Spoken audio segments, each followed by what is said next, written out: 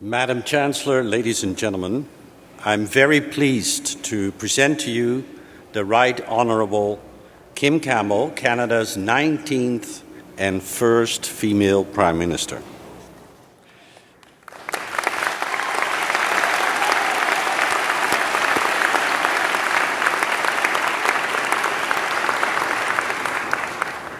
Kim Campbell's political journey has been one of constantly breaking new ground, an example that many young leaders aspire to follow. It is one of overcoming challenges. She's truly a Canadian trailblazer. She has held many leadership positions in BC and Canada and has played a consistent role in promoting democracy across the globe and the advancement of women in public service. The motto in the crest, granted to her by Queen Elizabeth II in 1995 to recognize her service to Canada, sums it all up. It says, "Seek wisdom, conquer fear, do justice." Kim Campbell received both a Bachelor of Arts honours and a Bachelor of Law from the University of British Columbia, and she studied Soviet Studies at the London School of Economics. After serving the Vancouver School Board and the BC Legislative Assembly, Kim Campbell was elected to Canada's Parliament in 1988. She became Canada's first female Justice Minister and Attorney General. Her main goals in these roles were fairness in the relationship between citizens and governments and inclusive justice for all Canadians. Later, she became Minister of National Defence, again a first among NATO countries, and in 1993, Prime Minister of Canada. Undiminished in her efforts after the defeat of the Progressive Conservatives in 1993, Kim Campbell has taught at the Centre for Public Leadership at Harvard's Kennedy School of Government, while continuing as an effective international leader for democratic values. She has raised the profile of such fora as the Club of Madrid and the Madrid Agenda against the rise of terrorism. Kim Campbell was inducted into the International Women's Forum Hall of Fame in 2008. For her outstanding contribution to Canadian politics, she was honoured with a Companion of the Order of Canada in 2010 and the Order of British Columbia in 2012. Madam Chancellor, on behalf of the Senate of this university, I ask that you now confer upon the Right Honourable Kim Campbell the degree of Doctor of Laws, honoris causa.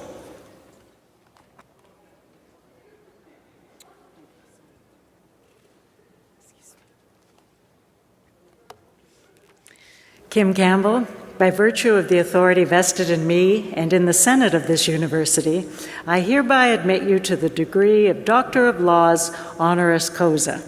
Dr. Campbell will be hooded by Dr. Gordon Myers, Associate Vice President Academic, and Dr. Tim Raleigh, Associate Vice President Students.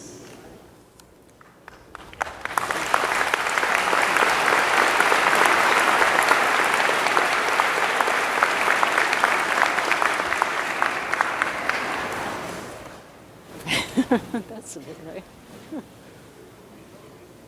Congratulations. Thank you so much. Get to go sign the book. Great.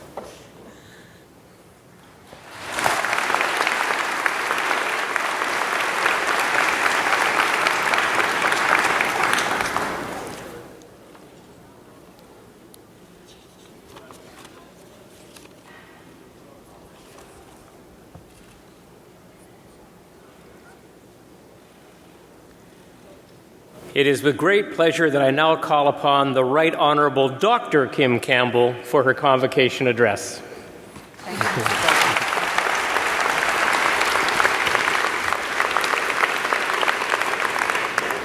Thank you so much, Madam Chancellor, Mr. President, distinguished members of the faculty and the governing bodies of Simon Fraser University, members of the class of 2014 and your families and friends, and all who are celebrating this day. I'm deeply honored to be part of the class of 2014 with you. I must say that I'm also delighted to be here because I remember when Simon Fraser University opened its doors for the first time in 1965. I was a second-year undergraduate at the University of British Columbia. And quite aside from the good-natured rivalry that our two institutions have, I'm very proud of the great university that Simon Fraser has become up here on the Hill.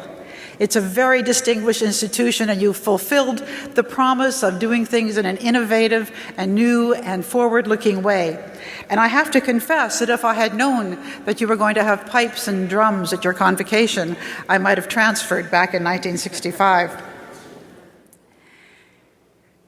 One of the things that we sometimes forget when we celebrate the graduation of a class of young scholars from university is the context in which that education takes place. And recent events, the crises in Ukraine, the celebration, the 70th anniversary of the landings in Normandy on D-Day, have made me reflect that all that we have done, that all that we do here takes place in the context of a really wonderful democracy. Those of us who are graduates of Canadian universities, and all of us today in the class of 2014, have accomplished our achievements with the protective cocoon of the rule of law that has made it possible for us to search for knowledge freely and fully. It has given us the freedom to speak and argue and to gather in the search for truth that is such an important part of our education. And it has also embodied respect and protection for the equality and dignity of all of us. But democratic values are under attack.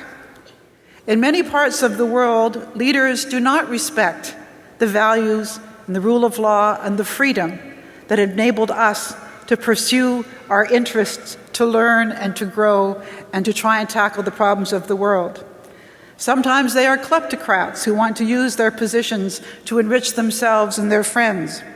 Sometimes they're dogmatists who want to make their particular view of the world dominant in their society, irrespective of how other people think.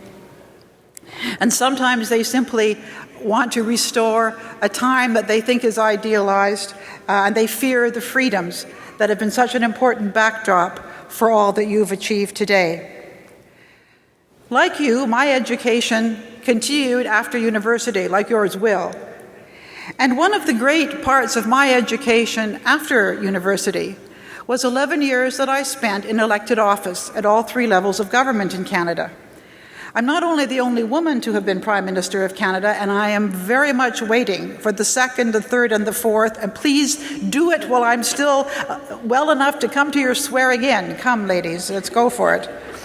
But I'm also the first Prime Minister to have been born and raised in British Columbia, the first baby boomer, but also the first to have held elected office at all three levels of government, municipally in Vancouver, as a member of the legislature of the province of British Columbia, as well as in Parliament. And it was an extraordinary education for me. It really gave me a postgraduate understanding of how democratic institutions really work in a mature and effective democracy. Now, you'll notice I didn't say perfect democracy. There is no such thing. But Canada is a great democracy. And when Winston Churchill said that democracy was the worst form of government except for all the others, it wasn't just a Churchillian turn of phrase. It was actually a deeply profound observation, and one that has become closer to my way of thinking the longer I live and the more I see the world. The knowledge and the stature that has come to me as a result of my experience in Canadian governmental institutions has come to be a piece of capital that I have been able to use in other contexts. Next week, I will travel to Senegal, to Dakar, where I will chair the steering committee of the World Movement for Democracy. When this committee asked me to be their chair a few years ago, I was a little bit embarrassed, because the other members of the committee are activists from countries in the world where democracy is not secure, where many of them put their lives and freedom and well-being on the line to struggle to create what we take so much for granted here. But I came to appreciate that for them, to have the former Prime Minister of a great democracy chair their committee validated their efforts and inspired their hopes. And it has been such an honor for me to be able to do that, and I'm grateful for Canadians for making it possible. I will then go up to Paris, where I will join a group of powerful women from Europe, North America, and the rest of the world, at a gathering in support of Iranian women. Many of the leaders of the Iranian opposition are women. Now, Iran is not just a state where traditional values keep them from achieving the goals that perhaps they've set in their laws to protect women. No. Iran is constitutionally a deeply misogynist state where women are not just, they're not even really second-class citizens, they're barely citizens at all. And when I meet with these brave women and men who are fighting to change the reality there, I am humbled. And I am encouraged by the fact that the presence of all of these powerful women, including a woman who was Canada's Minister of Justice, Minister of National Defence, and Prime Minister, is a rebuke to all of those people who would say that women must not be allowed to share in the governance of their country, that they cannot do that. And Canadians have given me the ability to deliver that message, and for that I am very grateful. And so what I want to say to you today is, your diploma, which I hope you will cherish and display, or your parents will display in a very prominent place, is a very important symbol of your achievement, all that you've accomplished, all the temptations that you've resisted to waste time, all the discipline that you've shown, all the hard work and the willingness to try again and work to try and learn and meet the standards set by this demanding university. But it's also a membership card in a very special club, the convocation of a great university, Simon Fraser University. And I believe that all of us who have the opportunity to have that membership have an obligation to preserve and protect the values that made our achievements possible. The freedom to search for knowledge, the freedom to gather and speak, the respect for all of us in our unique and special characteristics. It is the obligation of democratic citizenship, and I hope that you will take that obligation and grasp it to you. I hope you will acquire the habit of voting. Now you may say, well, voting doesn't matter if I show up or not. Well, I can tell you, when I was elected to Parliament in 1988, the margin of my victory was 269 votes. Now imagine if you didn't want me to be elected and you didn't bother turning out because you thought I wouldn't win, and you could have been one of the 269 that would have defeated me. Aha! When I was elected to the legislature of British Columbia, one of the other members of the legislature was, after a recount in his riding, elected by a margin of 1 vote. His name was Al Passerelle, and it won't surprise you to know that he was known among us as Landslide Al. But not only does your vote count, it is your way of expressing your commitment to the broader task of a democracy. Democracy is a blunt instrument. It's not a precision tool. It is messy, it is difficult. But when you stop and think that today what you have achieved in the bosom of a mature and protective democracy that values what a university is all about and that understands that universities are at the heart. And so I hope that you will embrace that obligation, that of membership in this wonderful convocation, so that generations of young Canadians will be able, like you, to explore the fullness of their promise, to find what they can do, to push the boundaries of knowledge forward, and to contribute not just to the democracy in Canada, but to the example and the inspiration of our democracy for all of those people who can only dream of what we have here. So I congratulate you. I'm proud to be one of you.